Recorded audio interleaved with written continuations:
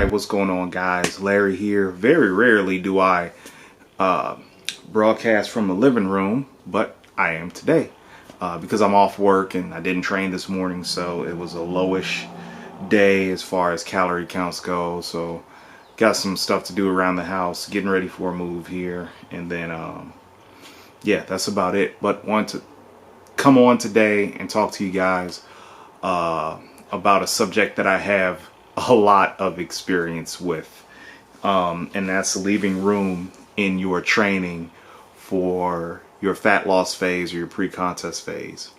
So just got back into a regiment on Monday, and it's a fat loss body recomp slash fake contest preparation, right? So we're trying to get as close to stage lean or stage lean as possible, and then with that, not do a show, but just to get into that condition, and we'll top it off somehow, you know, photo shoot or you know, something, but it'll be topped off somehow. Now, the thing with fat loss and contest prep is that there's a couple of different things. One, you have to make sure that your body and finances are in a good place. And then with that, you have to make sure that your head is in a good place to start. So the main thing that I recommend to people, one of the first things that I do is I recommend to people, speaking of leaving room, most contest preps, fat loss phases are around about anywhere between 8 to 16 weeks normally in duration. I'm going to counter that, and I'm going to add in, you should be factoring 20 weeks in. Okay? So, full transparency, I've been eating like crap for the past 7 years. I haven't been on stage or on a fat loss diet since, 2015. So that's about 7 years. So in that, there's a lot of body fat to lose, but I've also been eating a lot of savory foods, a lot of sweet foods, this, that, and the other. So it's not going to change overnight. So instead of whining and crying about it, you begin your fat loss phase at a considerable amount of time, even more time than what you originally factored in. And then what does that do? That basically you're fasting from you know, sweets, your savory foods, all that type of stuff, because we know that's not what's going to get you lean or change your body composition, improve performance, what have you. So I'm giving myself plenty of time to work the Doritos, the sweet rolls, the ice cream, the pizza, the tacos, all that stuff, working that out of my diet and out of my mentality. Now, that leads me kind of to my second point, which is coming out of the gate a little too fast. A mistake I have always made ever since I started competing is coming out of the gate a little too fast when it comes to fat loss. When I got into competing, you had Ronnie, you had Jay, you had Flex. And one of the more commonalities between all of those athletes, at least through what was communicated in the bodybuilding magazines, which is essentially all we had back then, was that low carbs, 2 hours of cardio a day, train high volume. That's it. That's really all I inferred. You got to work super hard with your volume. You got to work super hard with your diet. There's no carbs. There's no sweets. 2 gallons of water a day. The water has to be sodium free, like all types of stuff, right? We now know that's not the best course of action, rather. But that's how I was taught, and that's what I did. I started out 2 hours of cardio a day, once in the morning, once after my training session.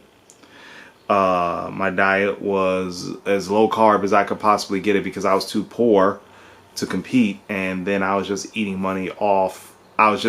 food off of the ship that I was stationed on, because my first show was in '99 and I had just signed up for the Navy 2 years prior.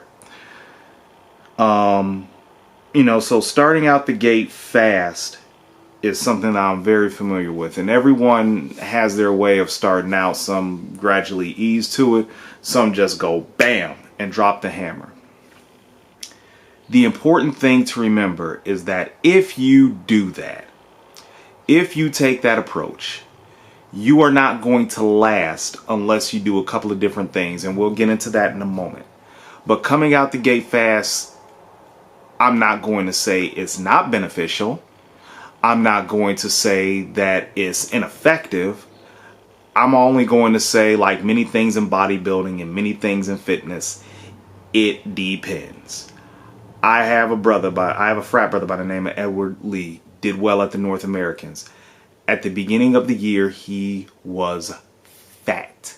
And if he's watching this video, dog, I love you. Rude to the Q's. But he was fat.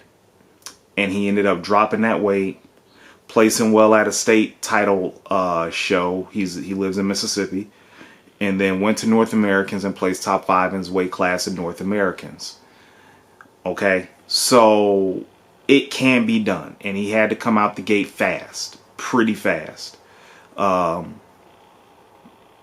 lot of other people advise coming out of the gate fast so that way you don't have to play a little bit catch up. I'm having to come out the gate fast because I know when my daughter gets here, I'm going to lose a week or so, and the only way that I'm going to be able to keep any type of condition going into the back half of the fat loss phase is that I'm going to have to come out the gate fast. So I'm not training super high volume, but it's got plenty of exercises in there, plenty of variation. Then it's the cardio, then it's the diet, and things of that nature, right? So coming out the gate fast has its advantages and disadvantages. Now, let's move on to what will happen if you come out the gate fast. So if you come out the gate fast, you're going to need a deload, okay? You're going to get tired very fast. You can't run off of motivation and passion alone because sometimes, like, that's just not going to work. You will get burned out. And I speak from experience, okay? You want to keep enthusiastic as much as possible throughout your entire contest prep. So how do we do that? Well, we have to know that if we're not in the best shape at the beginning, we're not going to have a whole lot of leeway because we want to get into rock solid condition, maybe inside and out if we can swing it, if we can do it. So you're not going to have that wiggle room. But coming out the gate fast allows you to at least be able to slowly eat into a show if you get to where you need to be early. So also, when you have a scheduled deload, and you may have more than one if you come out of the gate pretty fast. You may have to do 3 weeks hard, a couple of days deload, another 3 weeks hard, you have to figure out what your fatigue level is and how much you can tolerate. So the deloads are going to absolutely be key into you going to where you need to go. Now, also leaving room in your training. Again, piggybacking on coming out the gate fast.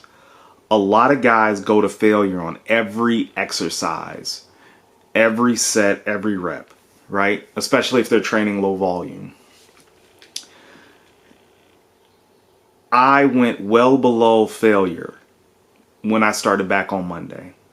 I hadn't been in the gym like my normal routine. I haven't been on my normal routine in the gym for over a month. So there was no sense in me going back and trying to replicate where I left off at. And plus, stuff just wasn't there. Like, physically you feel when stuff isn't there. So you have to leave room in your training, whether you use RPE, whether you use RIR, you have to leave room in your training to grow. So this thing that I'm doing is in its entirety is about 20 weeks. There's no reason to be at RPE 10 and above or RIR 0 now.